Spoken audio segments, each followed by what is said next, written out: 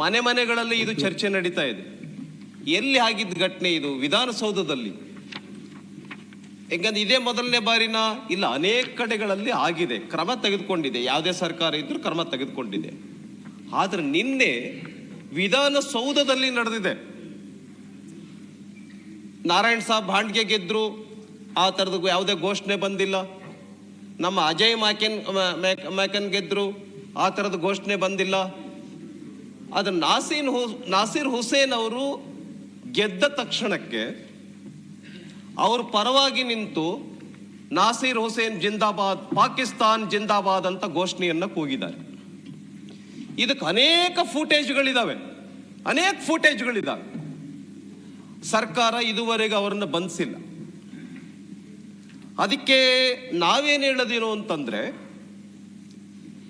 ಒಬ್ರು M P ಗೆದ್ದ ತಕ್ಷಣಕ್ಕೆ, ನಾಸೀರ್ ಹುಸೇನ್ ಅವರು ಗೆದ್ದ ತಕ್ಷಣಕ್ಕೆ ಈ ತರದ ಘೋಷಣೆಯನ್ನ ಬರೋದಕ್ಕೆ ಕಾರಣ ಏನು?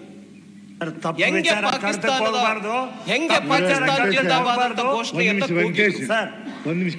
ಈ ಪಾಕಿಸ್ತಾನ ಜಿಂದಾಬಾದ್ ಅಂತಕ್ಕಂಥ ಘೋಷಣೆ ಕೇಳಿ, ನಾ ಅನುಮತಿ ಕೊಟ್ಟಿದ್ದೀನಿ, ಮಾತಾಡೋದನ್ನ ನಿಜಾಂಶ ಹೇಳಿ.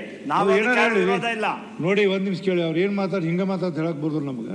ಅವ್ರು ಏನ್ ಮಾತಾಡ್ ನೀವು ಅನ್ಪಾರ್ಲಿಮೆಂಟ್ ಕೊಡೆಯೋದನ್ನ ಕಡಿಮೆ ತೆಗೆದಾಗ ಈ ಪಾಕಿಸ್ತಾನ ಜಿಂದಾಬಾದ್ ನಾವು ಮಾತಾಡುವಾಗ ತಾವು ನಮ್ಗಿದೆ ಅವಕಾಶ ಕೊಡ್ಬೇಕು ಸರ್. ಪಾಕಿಸ್ತಾನ್ ಜಿಂದಾಬಾದ್ ಅಂತ ಘೋಷಣೆಯನ್ನ ಏನ್ ಕೂಗಿದ್ರು, ಇದು ವಿಧಾನಸೌಧದಲ್ಲಿ ನಡೆದಿರ್ತಕ್ಕಂಥದ್ದು.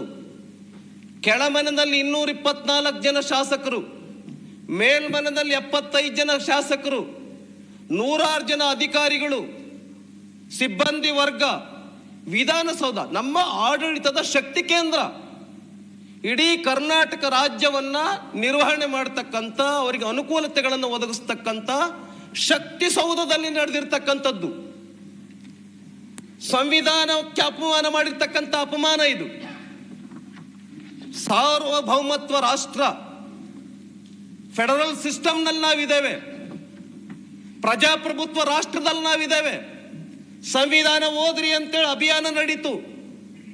ಸಂವಿಧಾನಕ್ಕೆ ರಕ್ಷಣೆಯನ್ನು ಕೊಡಬೇಕಾಗಿರ್ತಕ್ಕಂಥದ್ದು ವಿಧಾನಸೌಧದ ಕರ್ತವ್ಯ, ಮುಖ್ಯಮಂತ್ರಿಗಳ ಕರ್ತವ್ಯ, ಗೃಹ ಮಂತ್ರಿಗಳ ಕರ್ತವ್ಯ, ಎಲ್ಲ ಸಚಿವರ ಕರ್ತವ್ಯ, ಶಾಸಕರ ಕರ್ತವ್ಯ. ಅಂಥ ಒಂದು ಸ್ಥಳದಲ್ಲಿ ಪಾಕಿಸ್ತಾನ್ ಜಿಂದಾಬಾದ್ ಅಂತ ಹೇಳ್ತಾರೆ ಅಂತ ಹೇಳಿದ್ರೆ ಅದು ವಿಭಜನೆ ಆಗೋಗಿದೆ. ಪಾಕಿಸ್ತಾನಕ್ಕೆ ಜಿಂದಾಬಾದ್ ಅಂತ ಘೋಷಣೆ ಕೂಗೋದು ಅಂತ ಹೇಳಿದ್ರೆ 140 ಕೋಟಿ ಜನರಿಗೆ ಅಪಮಾನ ಮಾಡಿರ್ತಕ್ಕಂಥ ಘಟನೆ ಇದು. ಅನೇಕ ಯುದ್ಧಗಳಾಗೋಗ್ಬಿಟ್ಟಿದೆ ಪಾಕಿಸ್ತಾನದ ಜೊತೆನಲ್ಲಿ. ಅಂಥ ಒಂದು ಶತ್ರು ರಾಷ್ಟ್ರಕ್ಕೆ ಜಿಂದಾಬಾದ್ ಅಂತ ಅನ್ನೋದು, ಜೈಕಾರ ಅಂತಕ್ಕಂಥದ್ದು ನಾಚಿಕೆಗೇಡಿ ಸಂಗತಿ. ಇದು 140 ಕೋಟಿ ಜನ ತಲೆ ತಗ್ಗಿಸ್ತಕ್ಕಂಥ ಕೆಲಸ ಇದು. ಸಂವಿಧಾನವನ್ನ ಓದ್ರಿ. ನಾವು ಸಂವಿಧಾನವನ್ನ ಓದಿನೇ ಈ ಒಂದು ಮಾತನ್ನ ಕೇಳ್ತಾ ಇದೀವಿ. ಯಾರು ಘೋಷಣೆಯನ್ನ ಕೂಗಿದ್ದಾರೆ ಅವ್ರು ಯಾವ ದೇಶದ ಸಂವಿಧಾನವನ್ನು ಓದಿದ್ರು? ಹಂಗಾದ್ರೆ ಪಾಕಿಸ್ತಾನದ ಸಂವಿಧಾನವನ್ನು ಓದಿದ್ರೋ, ಭಾರತದ ಸಂವಿಧಾನವನ್ನು ಓದಿದ್ರು ಅವರು? ಅಂತ ದೇಶದ್ರೋಹಿಗಳ ಬಂಧನ ಈಗಲೂ ಕೂಡ ಆಗಿಲ್ಲ, ಈ ಕ್ಷಣಕ್ಕೂ ಆಗಲಿಲ್ಲ ಅಂದ್ರೆ ಅವ್ರಿಗೇನಾದ್ರು ಸೆಕ್ಯೂರಿಟಿ ಇದೆಯಾ?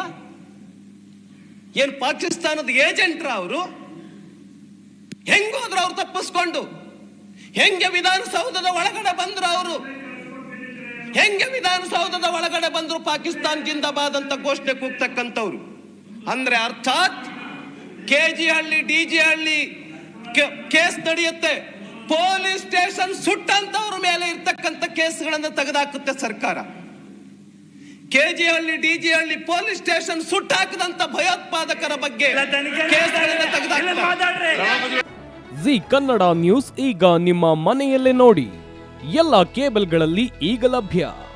ಸನ್ Direct 292, Jio TV 1334, U digital 162, city cable 51, GTPL 17, Abhishek cables 821, rock line telecommunication 51, Shri Basaveshwara number 60, Vinayaka digital number 53, in digital number 896ರಲ್ಲಿ.